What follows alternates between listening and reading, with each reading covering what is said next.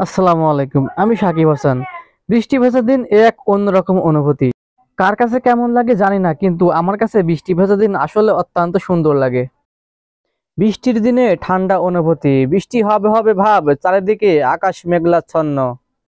এই বুঝি এখনই আকাশ ভেঙে বৃষ্টি নামবে। চারিদিকে বইছে প্রচন্ড বাতাস। অনেকদিন বৃষ্টি না হওয়ার কারণে চারিদিকে জমেছে অনেক ধুলাবালু।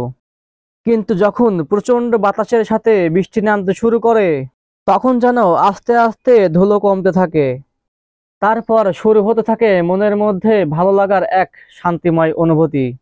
ভালো লাগে আমার অনেক বড় বৃষ্টির ফোঁটা। ছোটবেলা থেকেই বৃষ্টিতে ভিজেছি অনেকবার। বৃষ্টির দিনে ঠান্ডা হাওয়া, এই অনুভূতি যেন প্রকাশ করার মতো নয়। প্রত্যেকেরই বৃষ্টিতে ভিজতে অনেক ভালো লাগে। তো দর্শক, আমি এই মুহূর্তে অবস্থান করছি কুষ্টিয়া জেলার কুমারখালী উপজেলার গোরাই নদীর উপর নির্মিত শহীদ গোলাম কিবরিয়া সেতুর উপর। যখন বৃষ্টি শুরু হয় তখন কিন্তু ব্রিজের উপর খুব বেশি মানুষ দেখা যায় না। ব্রিজটা কিন্তু তখন একদম ক্লিন মনে হয় এবং চারিদিকের পরিবেশটা দেখতে অত্যন্ত সুন্দর লাগে। এই যে আমি দেখানোর চেষ্টা করছি যে ব্রিজের দুই পাশ কত সুন্দর এবং মসৃণ, একদম ক্লিন। এখানে নেই কোনো ধুলাবালি, নেই কোনো যানজট। সম্পূর্ণ ব্রিজ একদম পরিষ্কার, কোথাও কোনো জনগণের দেখা মিলছে না। তবে মাঝে মধ্যে দেখা মিলছে ট্রাক, মোটরসাইকেল এবং অটো বাইক। তো আমি এই মুহূর্তে ব্রিজের শেষ প্রান্তে চলে এসেছি। এখন ঢুকছি যদুবয়ডা অঞ্চলে। তো দর্শক, এই বৃষ্টি কিন্তু মাঝে মাঝে মানুষের ক্ষতি করে থাকে।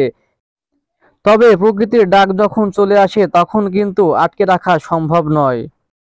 তবে বৃষ্টির জন্য গাছপালা ও প্রকৃতির সবকিছু ফিরে পায় নতুন প্রাণ। গাছপালা থেকে শুরু করে প্রকৃতির সবকিছুই যেন বৃষ্টির জন্য অপেক্ষা করছিল। প্রতিটি গাছের পাতা সাদা হয়েছিল ধুলোর কণায়। পানির অভাবে মাটিগুলো যেন তাদের নিঃশ্বাস নিতে পারছিল না। তাই প্রকৃতি কখনোই বৃষ্টি ছাড়া ভালো থাকতে পারে না। তাই বৃষ্টির সাথে সাথে প্রকৃতির যেন নতুন জীবন শুরু করে।